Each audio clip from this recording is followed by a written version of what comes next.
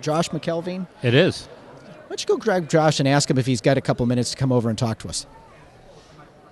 I don't want to take him away from the people he's talking to, but Josh McElveen is, of course, the senior political reporter for WMUR Channel 9. You have 5 minutes? He's at least got 5 minutes for you, Rich. And we have had the opportunity to interview Josh McElveen once or twice before. Hey, Fred, make sure you get a picture, post it to Facebook and Twitter. Let everybody know that the chief political reporter for WMUR is with us. Josh, thanks for coming over and spending a couple minutes with us. My pleasure. Good to see you. Okay, now try that again. That I've turned on your microphone. Good to see you. My pleasure. 3, 2, 1, 1, 2, 3. Is this thing on? No, the problem is I'm running the board, but it is on now. Would you like me to turn up your headset? Because I think this is the one. Can you hear I hear it. I get it. All right, good. Yep. So, Josh, you get a very rare view of all of the political candidates that most do not get. You're WMUR. You're the chief political correspondent. You get a chance to interview all these folks. What strikes you about this field?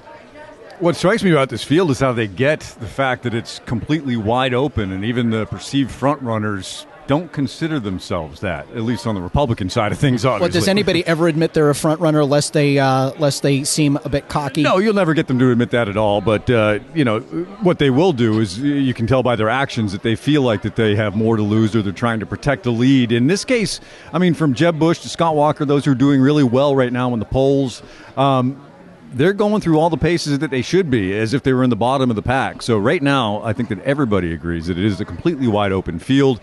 Everyone is behaving the way New Hampshire voters expect them to behave while they're here. They're making themselves available, accessible. Once again, I'm talking about the Republican side of things. Yeah, to that point, Josh, can you envision in your experience the Democrats putting something together like this and being this well attended in the state of New Hampshire? It was funny. I was asked that. My 10-year-old daughter dropped by this event here in Nashua today because she really wanted to meet Carly Fiorina. I think she thinks it's iCarly. Whatever. It's cool, and she's intrigued by the idea that somebody besides Hillary Clinton, another woman is running for president. And she asked me, and she said, do the Democrats do an event like this? And I said, in theory, of course they could, but I don't expect it. And I haven't seen it since I've been here. You have the Jefferson, the Jefferson dinner. The Jefferson-Jackson dinner. But, with someone like Hillary Clinton in the field, and, of course, the last 8 years we've had, Barack Obama as president, there hasn't been enough candidates out there. Right. But, I go back even before that when we had Republicans, and I still don't remember seeing that many Democrats in a field showing up in this The Democrats forum. tend not to like primaries, and they tend not to like open events like this where there is an exposure here. I'm just saying, but the Democratic Party in the state of New Hampshire, I guess, doesn't seem to leverage its first in the nation standing the way that Republicans have. Are we misreading that? No, I agree with you. But, the truth is, an event like this is kind of unprecedented. Yeah. We've seen one similar to it out in Iowa. And it's interesting. Let me ask you guys. I've heard this a couple of different times. While this is certainly an unprecedented event, and we haven't seen a gathering like this, and it is a mega GOP summit, there are those who say this is kind of counter to the New Hampshire way. And it was interesting when I kind of cocked my eyebrow a little bit when I heard that, and I said, why? And they said, well, because it's almost a strip mall experience. One-stop shopping. You stop in there if you want to come see the candidate.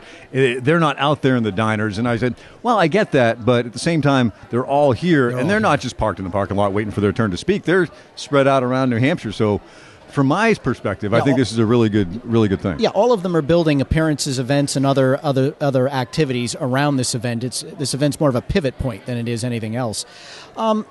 What stuck out in your mind about the speakers yesterday? Did anyone come to mind as particularly on their game, off their game, meeting or missing expectations, exceeding them? I'll be honest with you. I didn't hear everyone in their entirety. We had the newscast. I talked to Adam Sexton, who obviously is kind of with John and I on our political team right now. But from what I understand, former New York Governor George Pataki had a moment, and he's been pretty good. He's been here 9 times.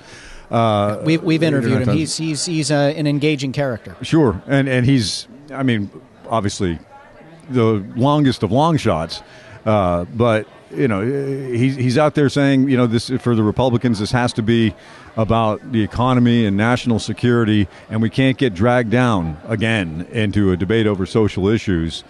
And for the standpoint of a Republican candidate, that's good to have a George Pataki out there saying that, kind of keep you on point, and also taking the lumps from Debbie Wasserman Schultz, who was up here yesterday, along with, I don't know if you had occasion to see it, but her and Ray Buckley had a morning news conference where they called all the candidates wackadoodles, and this is the clown car, and they're against minimum wage, and women's reproductive rights and those sort of things. So you need to have somebody like a George Pataki, I think, to kind of counterbalance and not get dragged into that question about the issues that typically conservative Republicans are going to get dragged into. Well, and again, it's all how they are handled, too, because you take a look at how Rand Paul recently took a question on abortion and said, go ask Debbie Wasserman Schultz if it's okay to take a 7-pound baby and murder it in the womb and see what she says. And I think a lot of the problem the Republican Party has had, frankly, with the social issues, and take a look back. While the Republicans in 2012 were largely running on exactly what jobs in the economy, taxes and spending, national security, and all that fun stuff, what were the Democrats attacking them on?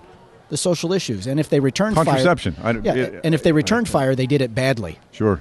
So maybe if Rand Paul had been the nominee and said something like that, he would have flipped the tables over and it would have been a different outcome. Yeah, maybe so. And we'll see how this goes this time. You know what I think is the interesting thing about this field, guys, is that back in 2012, I mean, Mitt Romney was always the front runner. I mean, let's be honest. Everybody kind of had their day in the sun, Newt Gingrich and Santorum and even Herman Cain, for a while. But everybody knew at the end of the day the dust was going to settle and Mitt Romney would be the one that was standing there. In this one, I wonder if everybody's going to have their day in the sun or if it's going to stay pretty flat until we see what happens on election night. I mean, just in terms of the polls. Yeah, to your point, this sounds more to me to be an issue of not having someone preordained by the party. Everybody's getting out of the gate, with an even shot. Right. Yeah. As in years past, where it feels like it was just preordained.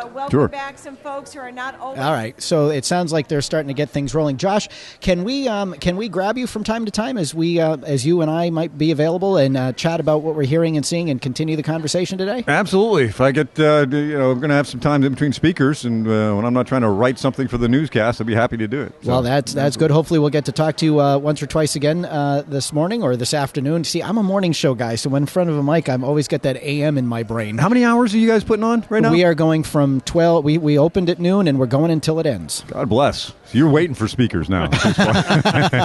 Well, I've been known to fill the time. All right. Well, good stuff. Yeah, I'll be happy to drop by anytime. All right, great.